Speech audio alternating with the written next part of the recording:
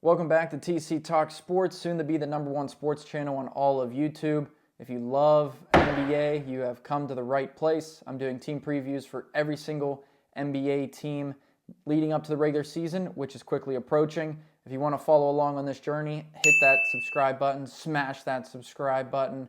Wouldn't it be nice to get notified when a new video comes out? I think it would. It's going to be well worth your time. I'm going to make it worth your time. The next team preview feels like a little bit of magic in the air, doesn't it? Today, I'm going to be breaking down the Orlando Magic. Last season, this Magic team, probably one of the most interesting teams in the league. They finished 47-35, fifth in the East, made it to the first round of playoffs, lost to the Cavs in a great series, honestly, went to Game 7. This is one of the best defensive teams in the league, and I think they're going to be even better this season. They basically have the same team, added Kentavious Caldwell-Pope from the Nuggets, who's a great defender for himself. They gave up 108.4 points per game last year. That was fourth best in the league. Offense struggled a little bit, 24th in scoring, averaging 110 points per game.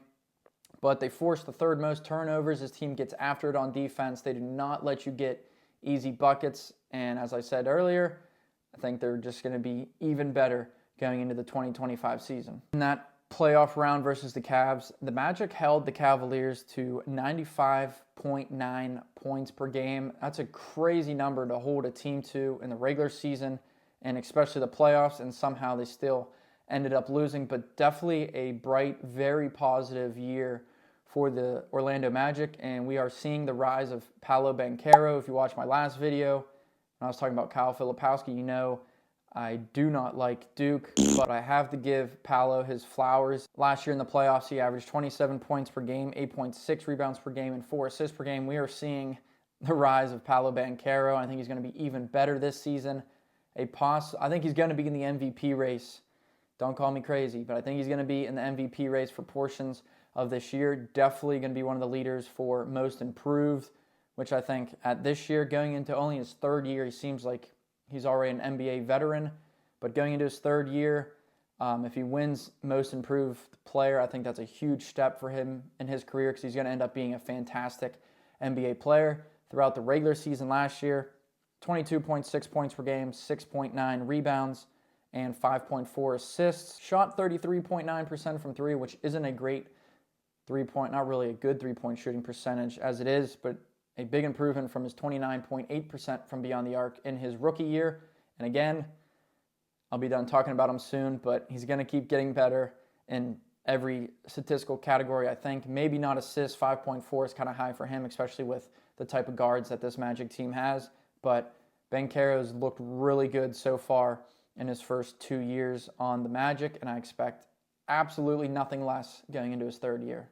We also saw the emergence of Franz Wagner for the Magic last season. That was only his third year in the league last year out of Michigan. He averaged 19.7 points per game, a career high for him, obviously. A career high 3.7 assists and 5.3 rebounds. I mean, he had a huge year really last year. He didn't shoot the ball too well for the Magic, below 30%, I believe. That's not really his strong suit. Making plays with the ball in his hands, rebounding, getting out in transition, that's where he makes his money. I didn't think he would be a good NBA player when he got drafted out of Michigan 3 years ago. So far, he has proven me wrong with that, but he's just another solid piece to this Magic team who I think will have another good year in 2025. Jalen Suggs, everyone knows him from his heroics with the Gonzaga Bulldogs. He's now in his fourth year already in the NBA. Last year, he set a career high with 12.6 points per game, averaged 2.7 assists. That was a career low from him because we saw the ball a little bit more in Banchero's hands. But Jalen Suggs, 39.7% from three, similar to Keontae George, who I talked about in my last team preview. Go check it out. He was very capable of making 4 or 5 threes per game. He would have bad shooting games, and then the next night he would go off for no reason. In his first 2 seasons, he shot a combined 27%, so obviously a huge step up for Suggs. He also averaged 1.4 steals per game. That was 9th best in the league. He was a huge part of the defensive success for this Orlando Magic team. I expect him to play the same way going into this year. A tough on-ball defender who will give players trouble bringing the ball down the floor and in that half-court offense. Offensively, he's not a juggernaut type of player. He's not going to fill up the stat sheet with those offensive stats, but he is capable of scoring, passing, and shooting the three. An interesting offseason for the Orlando Magic as well. They drafted Tristan da Silva out of Colorado. For whatever reason, that's now 3 Colorado players in the last couple team previews I've done. But they took him 18th overall, and he might be the best player out of Colorado. He was a 4-year guy in college, super experienced. He averaged 16 points per game, 5 rebounds, and he shot 39.5% from 3.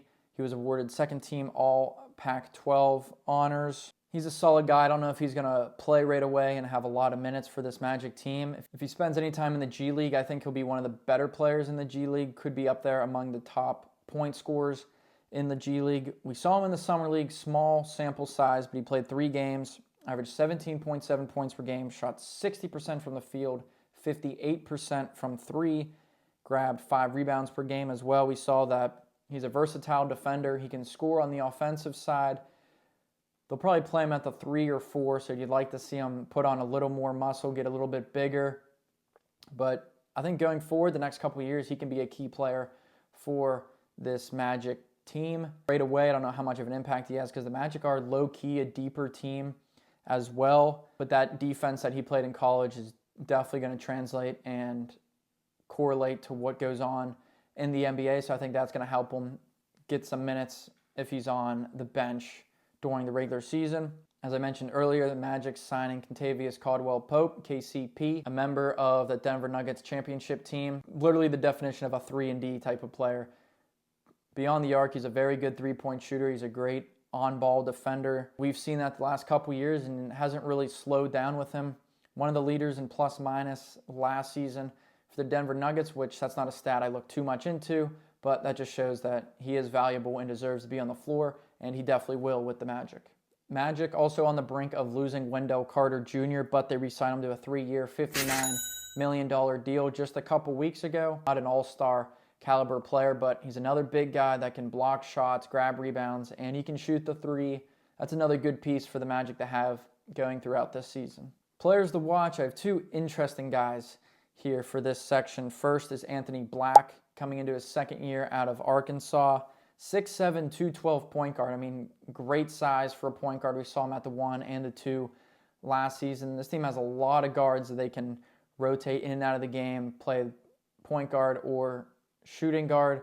Black, not a whole lot of playing time last season, only averaging 16.9 minutes per game. Scored 4.6 points per game, 2 rebounds, 1.3 assists, shot 46.6% from the field. Not a great three-point shooter, but he fits the mold of the Orlando Magic of being a good, relentless defender out there on the floor. He's a good perimeter defender. He's 6'7", 212 pounds, so if you take him into the paint, he's going to put up a fight. It's not going to be an easy bucket going against him, and that's what's going to earn him minutes for the Magic this season. Another guy, he's just energy, energy, energy. Franz's brother, Mo Wagner, also out of Michigan. He's already in his 9th year. It feels like just a couple years ago he got drafted. I thought he would have a better career than Franz. I mean, 6-year difference, can't really tell as of right now, but Franz playing really well. But Mo Wagner, classic guy that you want coming off the bench, spark plug when you need it. Averaged 10.9 points last year, 4.3 rebounds while shooting 60%. He can also step out and hit the 3, but he's mostly known for his energy and scoring down low. And he gives teams problems. We saw that towards the end of last year in the NBA. He gave teams problems. He had games where he had 15, 20 points, double-doubles. I mean, another super valuable guy for this Magic team. They have such a good core, a young core for this team that I think they can make tremendous strides in the next couple years going forward. It starts with Paolo Banchero and Franz Wagner, but they have guys off the bench. They have a bunch of role players. And this team is just super interesting, fun to watch. Definitely going to have a good year. My prediction for them, I have them going no worse than 6th in the East, and that is mostly because they're definitely going to be a playoff team. I can put that out there. No worse than 6th in the East. That defense is going to win them a lot of games. They have guys that can score the ball on the offensive side.